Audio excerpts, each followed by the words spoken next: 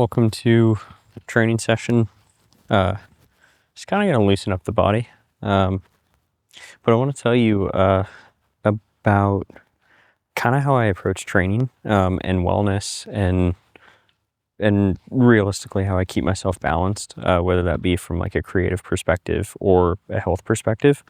So I just kind of mic'd myself up. I left this to record and I'll just talk to you while I run back and forth. And so I figure it's a stream of consciousness like going on a run with me, and talk you through some of the stuff that I'm doing. So, yeah, I already warmed up, by the way, a little bit. So, if I'm just starting to run, I'm not obviously running quickly, but that's what it's about.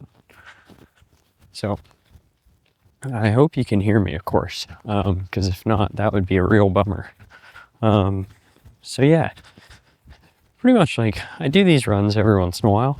They're always barefoot. I think you kind of, all the little micro tendons in the body, I feel they need, a little bit of love. They need to be reminded, how we kind of always ran, which was barefoot and hunted and, just kind of get used to how our bodies work. I think all the foam shoes, like, they work for performance, and like some of those people that just like, they run so quickly, you kind of have that advantage of, the shoe itself, which is fair if you're going for records and stuff like that. But, if you're really going for just kind of the health and well-being of the body, I think kind of being as natural as possible is the kind of the way to go. But I don't mean like, start running barefoot for miles, because I did that. Sorry, it's a little windy.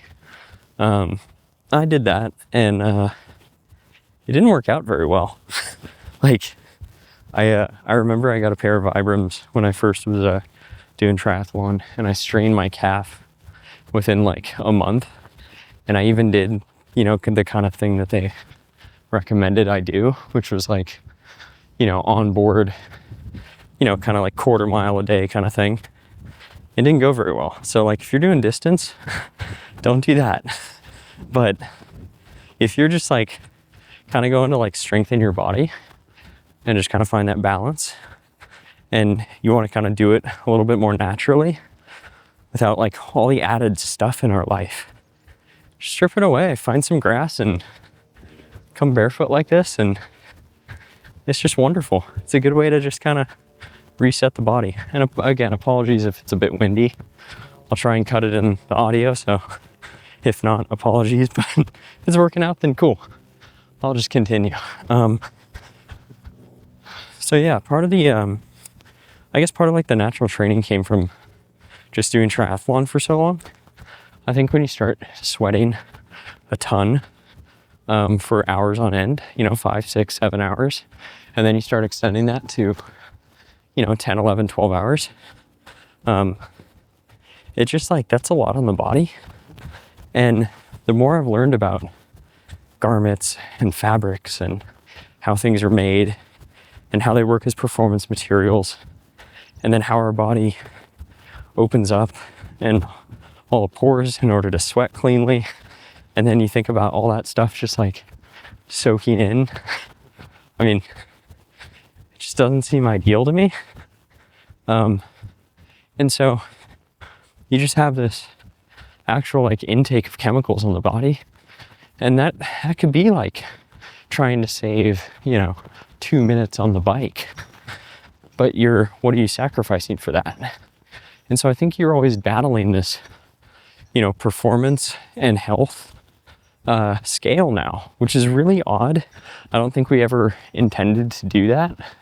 Like if you think about all the high performance stuff back in the day, like when Nike started and all that kind of stuff, like the shoe became the focus. The material, what we were soaking in through our feet, like all that kind of stuff, like that wasn't even a topic of conversation. It was literally just like people could run faster, jump higher, like push the boundaries of what's possible. And the interesting part about it is I think we're now reaching this stage where you're having companies that are kind of attempting to do both. They're going after like the wellness side, like the health, and like, can you actually like take care of a consumer and yet deliver performance materials that are, you know, at the highest level? Because in performance, it either does or it does not. Like, it either works or it doesn't. And that community, while, you know, definitely niche, is important, because it's actually those little things that do make the difference in good to great. And so I started looking at a lot of the things in my life of kind of like the good to great, and whether that be performance in running, whether that be, you know, being able to eat healthier protein, as an example, like not just having protein in general, but like the type of protein, where it comes from, where it's sourced from, how those things were raised, whether it be fish, meat, mushrooms, doesn't much matter, how it was actually like the process, because you are what you eat. And clothing is starting to become, and apparel starting to become that, I guess, that cross section of health and performance, because everybody wears stuff. Like, everybody's got to wear some sort of apparel given the situation. And so what kind of performance apparel are you wearing? And I started going down the rabbit hole of like, could you find a more natural material? And I think the hard part of that natural material was it just, it didn't perform right. Like, for lack of a better term, like it literally just didn't perform right. Like cotton can be, it has its strengths and its weaknesses. Linen, I mean, same thing.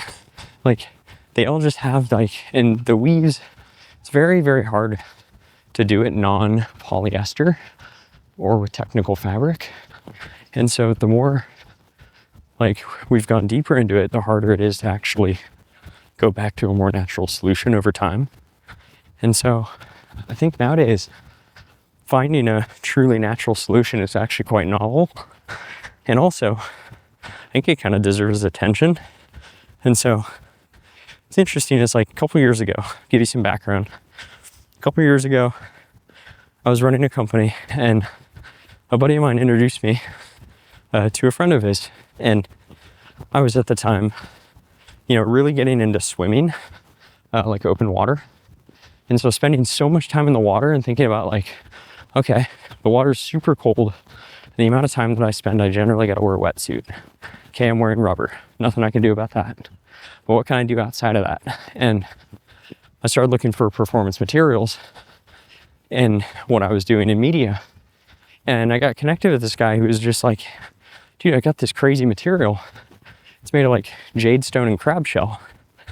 And I was like, okay, growing up closer to the water, you're kind of like crab shell. That's interesting, because was lucky enough to have some crab growing up. And what do you do with the shell? Well, this is like one of those things where all the waste from that industry has kind of a place to go. And so I like immediately perked up a little bit more. And then the jade stone, like I grew up in, you know, California, where everybody's kind of like, hey, energy can be a thing. So why shy away from it? And so the jade stone, I was like, well, jade stone as a natural material actually has some pretty incredible benefits.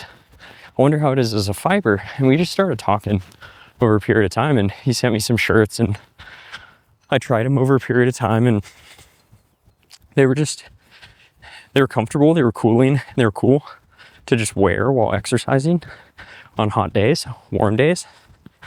And I would give him feedback and just say like, hey, I really like that shirt. I train in this. And you ask feedback of like, well, how's it compare to what you've been training in? What have you been training in? And it's like, yeah, I've done like the Lululemons, the Vioris, the, you know, the Nikes, the Adidas, the sub brands, the Rones, all the brands. You generally just try all of them. Like even the golf brands, the Travis Matthews, you try all of them. And you try and find what works, and you realize they're pretty much all the same. And so I was like, I just like that yours is different and novel. And if it is 100% natural, which it is, I was like, then I'm down for it. If it does the same as the incumbent. And he goes, all right, well, see, like, I kind of wear shirts all the time. Like, I like t-shirts like this. And so I was like, hey, I wear shirts all the time. Are these durable? Because I like to have like one t-shirt that's kind of a go-to for almost everything, especially if I travel. And he was like, yeah, dude, like, here, give this a shot and just like wear it however you wear it and just let me know how it goes. And so I started just wearing it while running one summer. So in addition to swimming, I was like, you know what, I don't need to do the full triathlon anymore, but let's just do some running. And so I just took it on a run all summer, like 5 miles every morning, sometimes 10, sometimes 20 on the weekends, like just racking up miles. And I was like, you know what? I'm gonna do something I would usually never do. Like, normally with performance materials, like, you always get back and like you throw it in your bag and then you drive home, specifically from the pool, but also a lot of other sports. You get back and it's just like, it's disgusting. Like, it's just gross. Like, my swim bag at the end of the year was disgusting. And I normally wash it and I was like, well, let's see how bad this thing can actually stink over a period of time. And so I just like, I'd get back from a run and like, fair, I live in Washington, so like Washington State is not as like toasty, but when the summer does hit, you get humidity with that heat. And I was just sweating a bunch and then being like, oh yeah, I'll just throw it on the floor. I'll just put the same one on tomorrow. Because he also told me that like the jade stone was antimicrobial, because I was like, oh dude, from a bacteria perspective, like, how's that? And he's like, no, you're good. And so like literally just started wearing it every single day, just running. And coming from like triathlon, he generally would wear, especially the early mornings, kind of keep the legs warm, especially in like colder areas. He'd wear like running tights and stuff. And so running tights, obviously you didn't have a running tight. So I just like put my normal ones on, like one of those just polyester ones. And I put on a shirt, and this was like mid-July, so a couple weeks from now. And I went for a run, and I just kind of like sent it. I just kept running. Call it like the no-look run, where I just like run out the front door and just go for a run until I'm tired and just go home and see how far I've run, rather than track every, mile. Like, I track a bit with like Whoop, but I'm not trying to pay attention to it. I'm more just like living my life and just seeing like what improves and what doesn't. And over the course of my run, where I just like sent it, I noticed there was like this temperature difference between like literally my top and my bottom. And I was like, I was feeling like cool on the top and warmer on the bottom. And I hit him up about it, and I just was like, hey, Chris, this is crazy, dude. Like, this is a really interesting material. I noticed a huge temperature difference. Like, what is that? Is it real? And he's like, yeah, dude, that's the jade. And like, that's the whole point. And so as a triathlete, like, background, everything's usually about keeping your body temperature as like low, especially in hot races, because you don't want to lose fluid and, have to refill salt, all that kind of stuff. And as I started using it more, I just like left it at that. We texted, and then I just kept running all summer and not washing it. And it just literally like, it wouldn't stink. Like, I'd sniff it every morning, and I was like, no, it's good. It would still sometimes be like a little bit wet, where I was like, oh shit, like, oh man, I don't want to put that on. But then, you end up sweating in it anyway. And I just wore like the same shirt for like 3 months straight. And honestly, like, most people get like skin issues, no skin issues, which was really positive. And the more important thing was that, like, it would just kind of like, every time I put it on, it would just kind of like find its form again. Because a lot of the workout shirts, you wear them enough. Like I've gone on workout trips where like I did way more, where I had way more shirts than I was used to. Like, and so I'd have to reuse my workout shirt if they didn't have laundry. And it would just like, one, it would get gross, but two, it would just be wrinkly. Like you could actually tell. And obviously like that wrinkle free stuff is like a spray and PFAS and all that kind of stuff, but more like just the fact of the material itself, like how it hangs. It just kind of hangs nicely. And yeah, ever since then, I was like, dude, like if I'm wearing a shirt when I work out, because it's not always, I'm wearing a Hypernatural one because it just kind of works. It's simple. It's kind of what you need. It's not over the top, but like, I also still have the original shirt that he gave me, and then the first one I gave him feedback on, and the one that I ran in all summer, and I still work out in it. This is a different one, and they're literally still just fine. Like, sure, does the neck wear out a little bit over the course of 3 years of doing exercise in it? Yeah, but tell me a shirt that doesn't. That also is natural, by the way. So it's like, a lot of this is about trade-offs, and there's subtle trade-offs.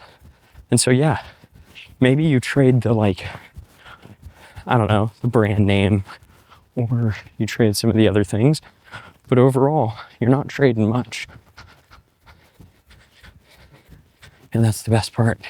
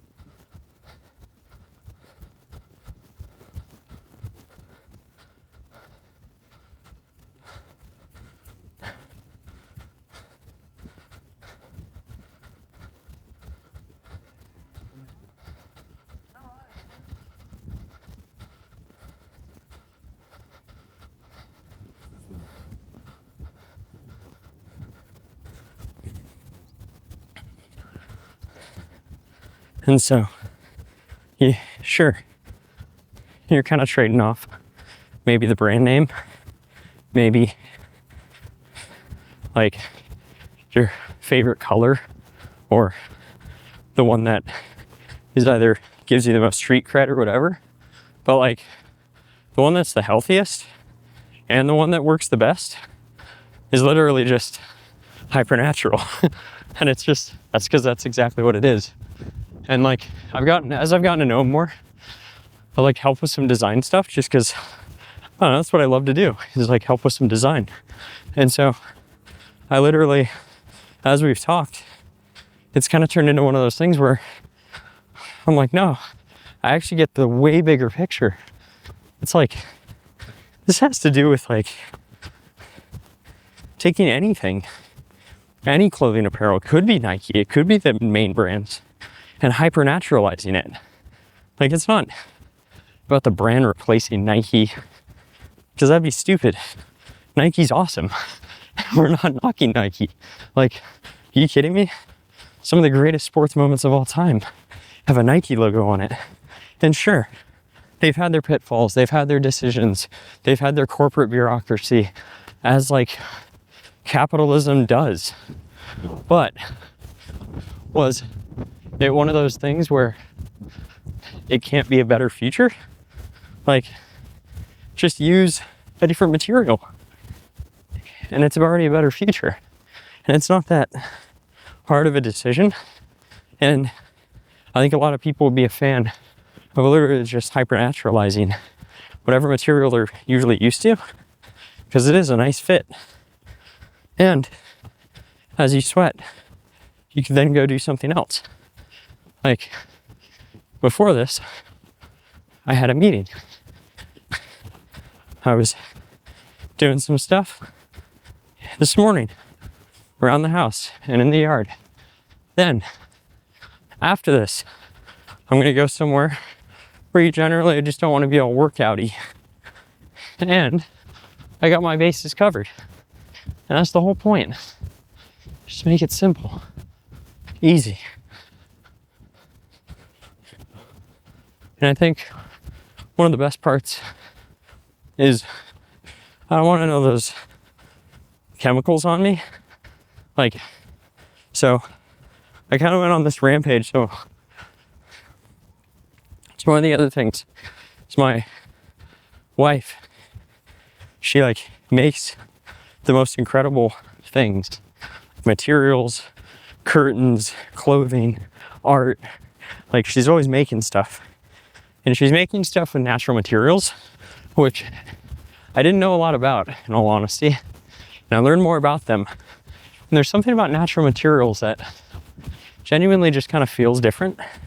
Like the way it just actually feels in the hand. If you kind of go side by side and feel them, you can totally feel the difference. And the more I've looked at the materials of the clothing that I had, and I'm telling you a story that happened in the past, I was looking at my stuff and I had so much polyester in all my stuff. And I was kind of like, well, could I detox my wardrobe, essentially? Like really like take it all out, all the stuff, and just do all natural materials and be stoked on it. Like that's the other thing, be stoked on it. Because if you're not, like part of apparel throughout history, it's about expression. Like it's about expressing kind of who you are through what you're wearing, what you believe in, the colors, all of it. Like it's such an important, dare I say, fabric to society that like, you know, it's not to disregard liking it and feeling confident in it. And so like, that's another huge thing is like, once you dial in that confidence of like, this is what feels good, like the rest is just downhill. And what I noticed is like the feeling of natural materials when you wear them is just fundamentally different. And so I kind of started challenging myself to kind of detox the wardrobe completely, clear out the whole thing. And I went for it and it worked. A lot less things. These shorts are like one of the last things because Hypernatural needs to make shorts. But over the course of time, I got everything down to natural materials. And I noticed that could be coincidence, could be placebo effect, but either way, the outcome is still true. I'm performing better than I have than when I was training 25 to 30 hours a week in triathlon. And now I'm training probably 10 to 12 maximum. And like, I'm performing better. So take with that what you want, but I'd take that as something is working. And it could be just the apparel, it could be the performance, it could be the diet, it could be the perspective. It's probably all of them put together.